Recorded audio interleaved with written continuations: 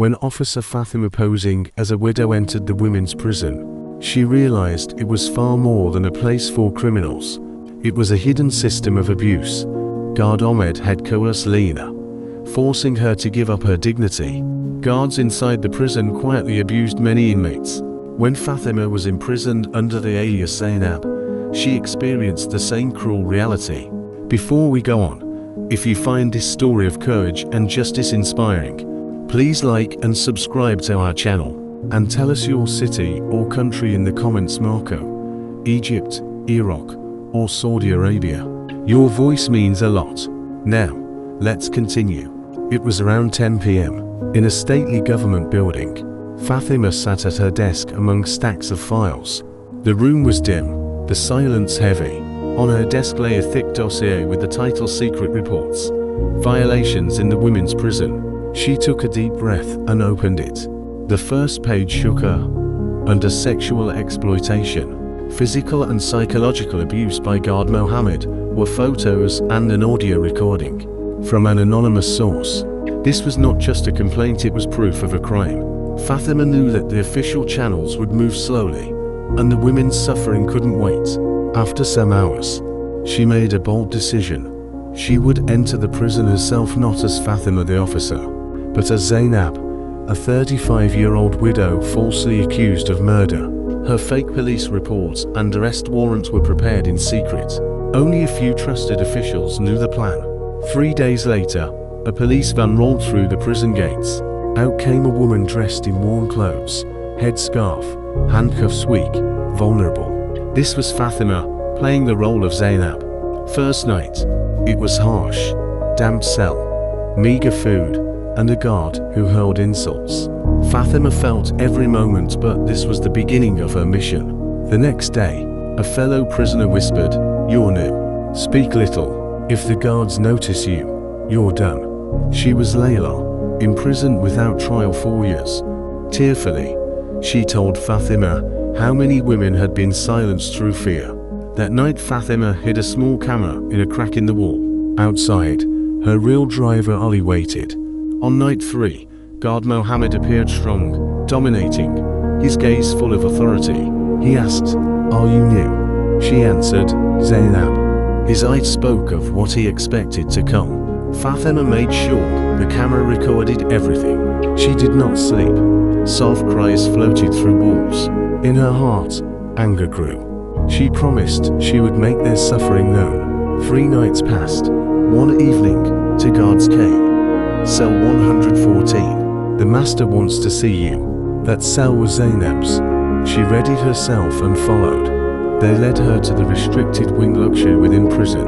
A desk with photos, a wine bottle, a plush couch. Mohammed sat waiting.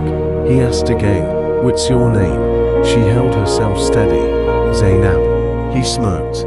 "Your name from now on will be mine to decide." He reached to remove her headscarf. She recoiled and said, trembling, "I'm afraid." He laughed, rang a bell, and ordered her moved to a surveillance cell. The cell was better, but enclosed behind metal mesh. Around 2 a.m., Layla slipped in. "Be careful tonight. Here many women lose themselves." Tears filled Fatima's eyes, but her voice was firm. "Your voice will not be lost in silence, Layla." The next nights were filled with threats and pressure. Mohammed offered menace and persuasion, but Fatima, playing the role of the frightened woman, held on to purpose. Outside, Ali posed as a lawyer, coordinating with media and authorities. Night 4. Mohammed whispered, "Tonight is your choice. Be mine or suffer the consequences." The cell door opened, but Fatima was ready. She activated a hidden signal. Ali, the commissioner, Women's Commission, and journalists rushed in. The lights drew close. Fatima still played Zainab, but in her eyes burned determination. She confronted Mohammed. "You control a network of abuse trafficking women, bringing in drugs, silencing those who speak, and now you think I'm just a widow. You'll live, everyone sees your crimes." He faltered. The door burst open. Officials entered. "Mohammed, you are charged with abuse, trafficking, conspiracy, corruption," declared the commissioner. He tried to flee. Police closed in. Fatima, in her role as officer again, looked into the camera. This is more than arresting one guard. It's a victory over a system that silenced women. Now justice will reach every cell. The prison erupted. Mohammed's arrest exposed a deeper network. But he was only one piece. The mastermind was hidden in shadows. With the identity of Fatima now known, the ripple was nationwide. Investigators found forged names, hidden files, drug shipments, photographs of missing women and a secret diary. It revealed, on orders from the master, break Layla, break the woman called Zainab. Who was this master? Fatima's resolve hardened. In a secret meeting, she learned it was Abdullah Rahman, a powerful city leader and three-time legislator. He had escaped punishment before. Mohammed ran the prison ring on his behalf. She had proof that this case required care. She enlisted a regional operations team. Then she got a trembling call. I am Zara, one of your victims. I know his whereabouts but I'm in danger. She followed Zara to an old farm, actually a fortress. Cameras, guards, secret doors. Abdullah's men knew Fatima was coming. He ordered, don't let her leave alive. She was in deadly terrain, but unyielding. She swore no other Zainab would be broken. The night of the raid, Fatima and her team moved in. At 9 p.m., their vehicle was struck by a truck. Ali died. Fatima was gravely wounded but alive. It was an ambush. The truck driver later confessed he acted on orders. She was taken to hospital, but even from bed she ordered, continue the operation. I will go even if on a stretcher. Wrapped in bandages, her eyes still burned. The special team surrounded the farm. At midnight, the raid began. Guests, guards, and power were caught off guard. Abdullah tried escape on horseback.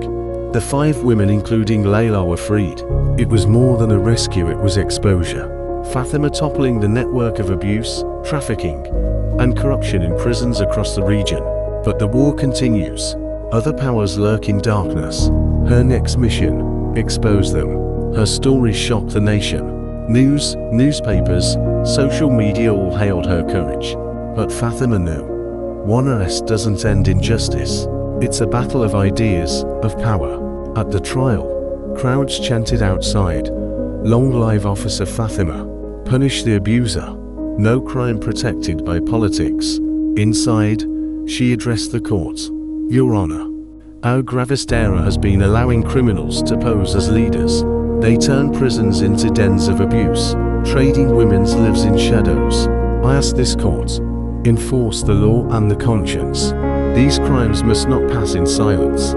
Silence filled the courtroom, backed by evidence. The court sentenced Abdullah Rahman to life for abuse, trafficking, conspiracy, corruption. It was justice and a message. Power cannot shield crime. They offered Fatima a medal. She declined the fanfare. She went to meet the rescued women. They said, "You gave us back our dignity." Tears came to her eyes as she held them. You are not merely surviving, you are free now. Months later, she was offered a top post in the Women's Security Committee. She declined. Her battlefield is the shadows where injustice thrives, not ceremonial halls. In a final interview, a reporter asked, "Aren't you afraid of these powerful enemies?" Fatima smiled. If a woman can enter a prison disguised as a widow, then any woman can change the system. And with that, a new dawn of justice began.